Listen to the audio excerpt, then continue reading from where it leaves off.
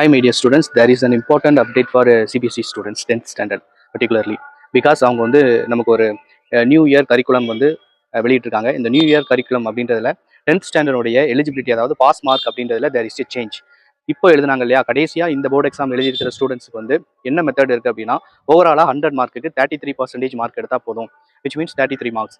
இதை எப்படி நம்ம பிரிப்போம் அப்படின்னா, 80 மார்க்ஸ் வந்து நமக்கு எக்ஸ்டர்னல் பேப்பர் எழுதுவோம், 20 மார்க்ஸ் வந்து நம்ம இன்டர்னல் பேப்பர் எழுதுவோம். இதில் 80 மார்க்ஸ் ப்ளஸ் 20 ரெண்டுமே சேர்த்து 33 மார்க்ஸ் எடுத்தால் போதும். அப்போ 80 மார்க்ஸுக்கு வெறும் 13 மார்க் எடுத்தால் போதும் அப்படின்ற நிலைமை தான் இப்போதைக்கு இருந்தது. ஏன் அப்படின்னா மீதி 20 மார்க்ஸ் நம்ம ஸ்கூலில் எப்படினாலும் நமக்கு வந்து ப்ராக்டிக்கல் மார்க்காக போட்டுருவாங்க. மீதி நம்ம வந்து 13 + 20 = 33 நம்ம எடுத்துடலாம். பட் இப்போ என்ன ரிவைஸ் பண்ணியிருக்காங்க அப்படின்னா, 80க்கு 33% கம்பல்சரி எடுக்கணும், 20க்கு 33% கம்பல்சரி எடுக்கணும். அப்படி பார்த்தோம் அப்படின்னா 80க்கு நம்ம கண்டிப்பாக 27 மார்க்ஸ் ஸ்கோர் பண்ணணும். 27 எங்கே இருக்குது, இதுக்கு முன்னாடி இருந்த 13 எங்கே இருக்குது. அதே மாதிரி 20க்கு 7 மார்க்ஸ் கம்பல்சரி நம்ம வந்து ஸ்கோர் பண்ணணும். இது ரெண்டுமே சேர்த்து தான் நமக்கு 34 மார்க்ஸ் அப்படின்ற மாதிரி நமக்கு வரும்.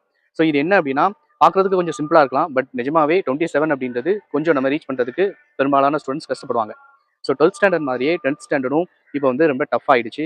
ஸோ ஸ்டூடெண்ட்ஸ் இந்த அப்டேட்டுக்கு ஏற்ற மாதிரி உங்களுடைய ப்ரிப்பரேஷன் லெவலை வந்து ஆரம்பத்துலேருந்தே நீங்கள் வந்து பில்ட் பண்ணிக்கோங்க. ஸ்கூல்ஸ் எல்லாத்துக்குமே இந்த சர்க்குலர் போயிருந்திருக்கும், அவங்க இனிமேல் உங்களுக்கு இன்ஸ்ட்ரக்ஷன் கொடுப்பாங்க.